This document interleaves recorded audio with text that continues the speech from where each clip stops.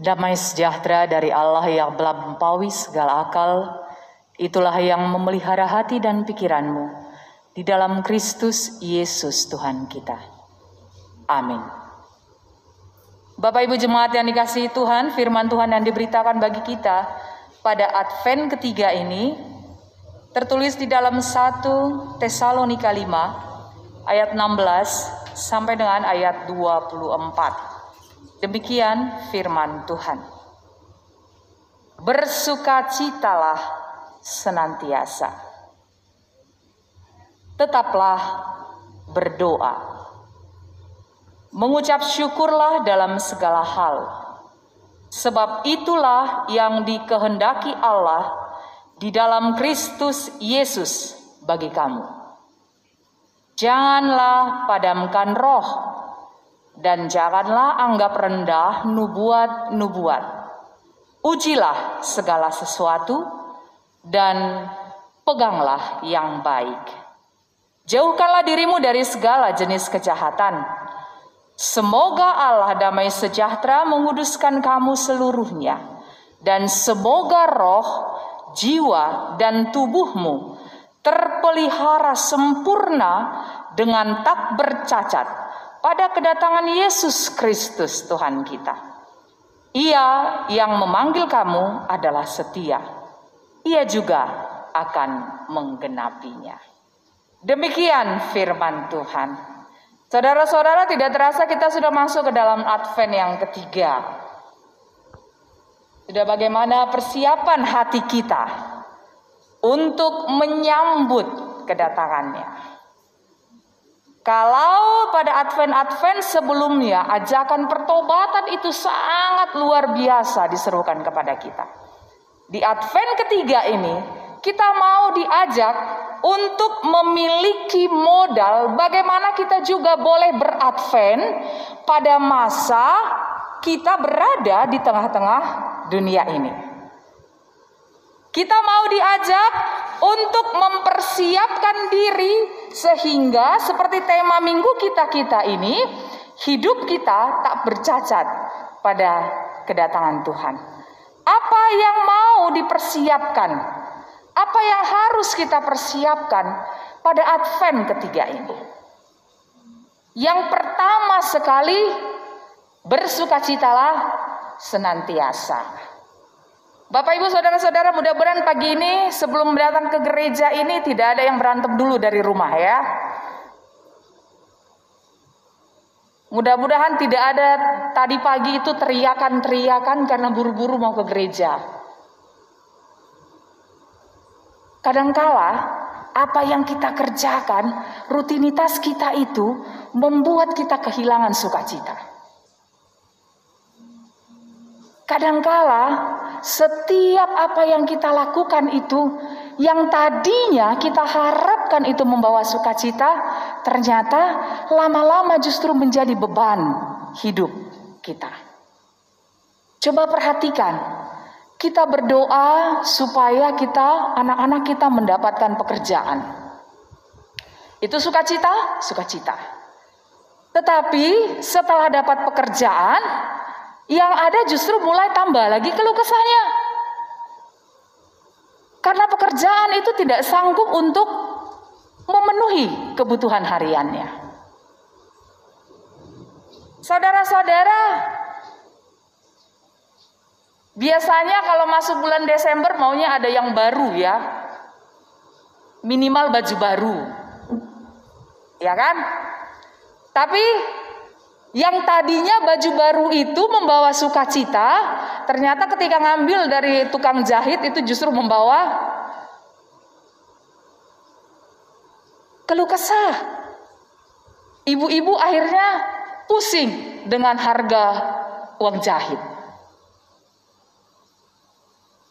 Tadinya seorang ibu membeli satu set sofa di rumahnya itu untuk membawa sukacita.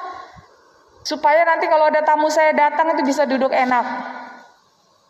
Ternyata justru menjadi keluh kesah karena saking sukacitanya dia membeli satu set itu, dia lupa ukuran rumahnya itu ukuran berapa. Akhirnya sofa itu tidak bisa masuk. Bapak Ibu, saudara-saudara, banyak hal yang kita kerjakan di setiap kegiatan harian kita itu. Awalnya kita mengharapkan itu menjadi hal yang membawa sukacita. Tetapi sering sekali justru kita terjebak dengan kesulitannya.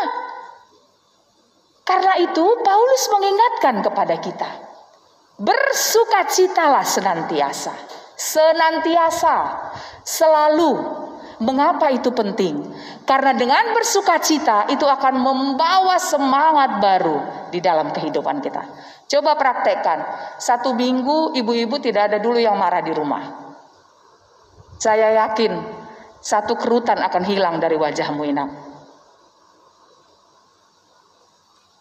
1 minggu saja bapak-bapak coba setia untuk membantu sang istri di rumah. Apa saja itu? Perhatikanlah, wajah istrimu akan tambah muda 1 minggu. Di sana ajakan bersukacita itu. Jadi bersukacita itu perlu ada tindakan dari kita.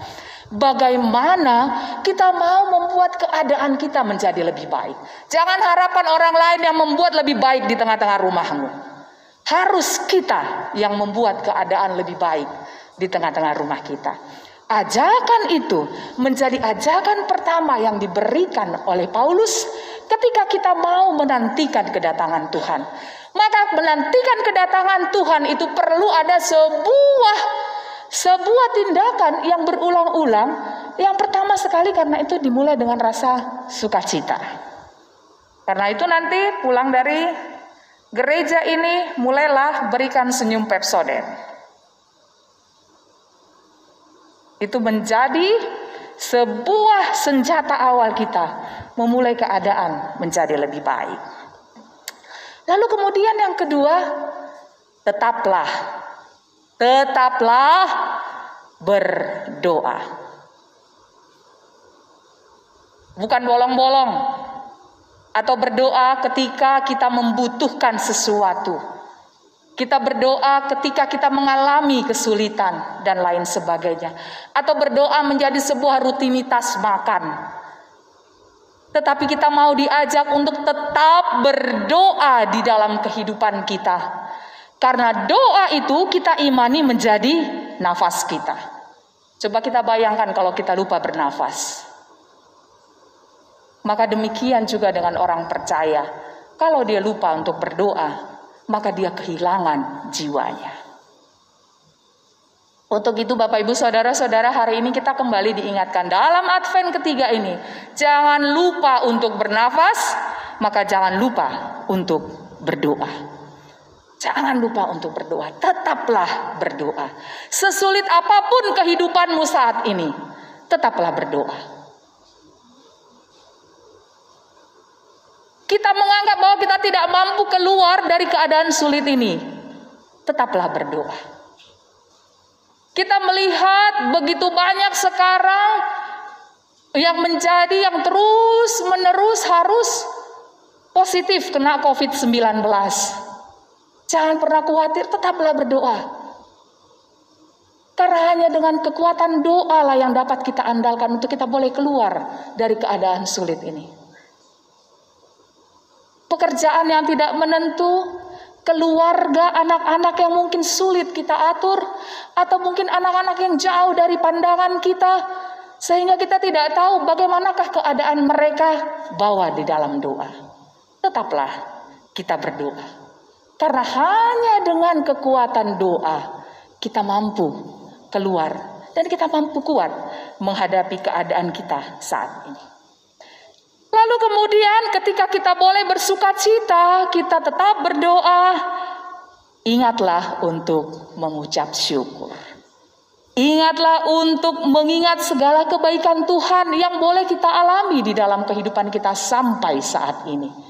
Apa yang boleh kita terima, yang Tuhan boleh berikan di dalam kehidupan kita, maka bersyukurlah untuk apa yang boleh kita alami dan apa yang boleh kita terima sampai pada saat ini. Karena itu orang-orang yang bersyukur adalah orang-orang yang menghilangkan kalimat-kalimat negatif dari kehidupannya. kecurigaan-kecurigaan dari kehidupannya. Karena ia tahu hidupnya itu adalah karena belas kasihan Tuhan. Dengan mengingat bahwa hidup kita ini adalah belas kasihan Tuhan, maka kita boleh mengatakan terima kasih Tuhan untuk saat ini. Terima kasih Tuhan untuk waktu ini. Saya bersyukur hari ini saya boleh bertemu dengan Amang, Inang, dan semua kita yang ada pada saat ini dalam ibadah ini. Karena Tuhan memberikan kesempatan itu. Demikian juga kita boleh datang di gereja ini, maka kita syukurilah itu sebagai sebuah kekuatan baru yang boleh kita terima untuk menghadapi setiap perjalanan-perjalanan kehidupan kita yang kita tidak tahu besok apa yang akan terjadi. Tetapi satu yang menjadi iman kita, bersama-sama dengan Tuhan, kita mampu untuk melewatinya. Dengan demikian, itu yang membuat Roh Kudus akan terus bekerja di dalam hati kita masing-masing. Untuk itu dikatakan jangan padamkan roh. Janganlah anggap rendah nubuat-nubuat. Karena itu tetap setia untuk membaca Alkitab kita di tengah-tengah rumah kita. Saya yakin Amang Inang semua juga tetap setia untuk membaca Alkitab kita. Karena di sanalah kita memperoleh kekuatan. Bagaimana kita boleh menguji segala sesuatu di tengah-tengah kehidupan kita. Untuk itu, Bapak Ibu sekalian, hari ini kita mau diberangkatkan memasuki Advent ketiga ini. Mempersiapkan diri kita dengan rasa syukur dan mempersiapkan diri kita untuk senantiasa bersuka cita. Lalu kemudian kekuatan kita adalah kekuatan doa. Maka jadilah keluarga pendoa. Jadilah pribadi pendoa. Karena di sana kita boleh memperoleh kekuatan itu. Jangan lupa untuk mendoakan saya.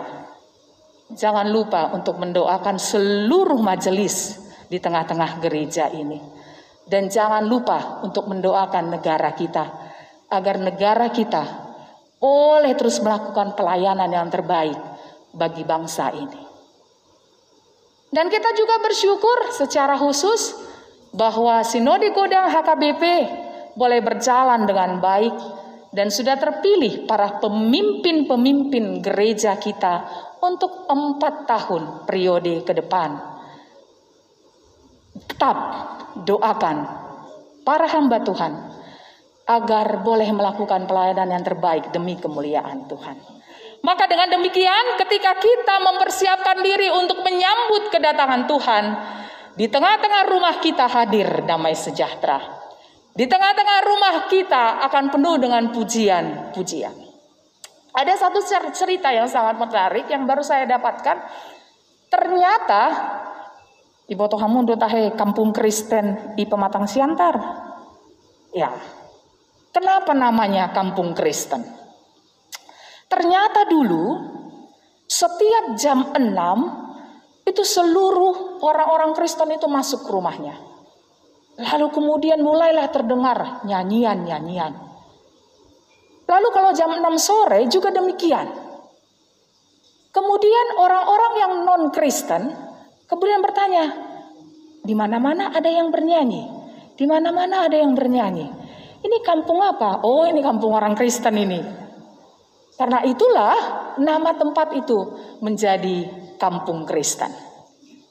Dengan nyanyian, orang-orang tahu bahwa di sana ada begitu banyak orang-orang Kristen yang memuji Tuhan. Saudara-saudara, jadikan rumah kita memang benar-benar rumah nyanyian, rumah di mana kita mau memuji Tuhan.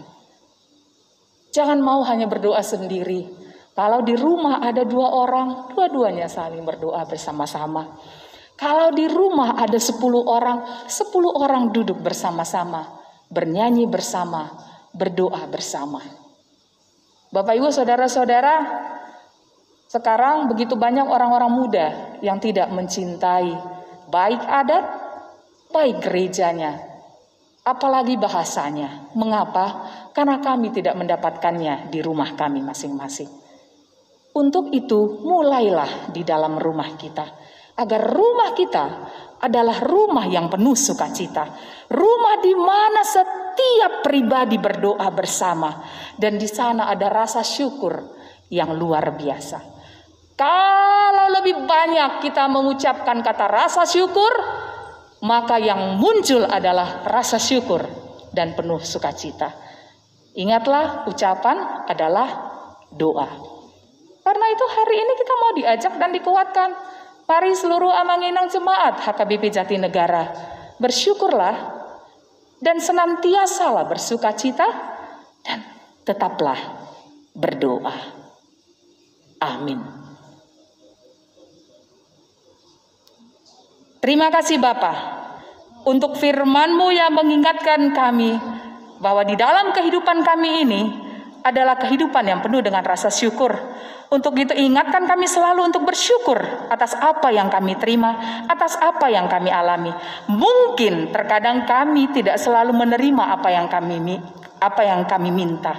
Tetapi Bapa, Engkau mengajarkan kami bahwa dalam segala hal kami harus berani dan mampu untuk bersyukur. Dan biarlah seluruh hidup kami ini selalu penuh dengan sukacita, dan hidup kami ini adalah hidup yang berdoa. Ingatkan kami Bapa untuk senantiasa saling mendoakan di tengah-tengah gereja-Mu ini. Mendoakan negara kami, mendoakan para pemimpin kami, juga mendoakan gereja-Mu. Agar kami senantiasa boleh menjadi berkat di dalam kehidupan kami. Bapa, hari ini kami membawa seluruh jemaat Tuhan dimanapun berada dalam setiap langkah-langkah kehidupannya. Bapa yang memberkati mereka agar hidup mereka boleh menjadi berkat di tengah-tengah waktu yang Engkau berikan. Bagi jemaat kami yang berduka cita karena kehilangan orang tua yang mereka kasihi, kami serahkan mereka juga hanya ke dalam tangan Tuhan. Biarlah keluarga memperoleh penghiburan dan kekuatan hanya daripada-Mu saja. Dan secara khusus hari ini juga kami berdoa untuk jemaat kami yang sakit. Pera Boru Sinaga, Elsi Torus, O Hutagaul, Nyonya Siregar Boru Tambah, Nyonya Hutajulu Boru Sitompul, dan seluruh jemaat kami yang saat ini harus terbaring sakit secara khusus karena menderita COVID-19.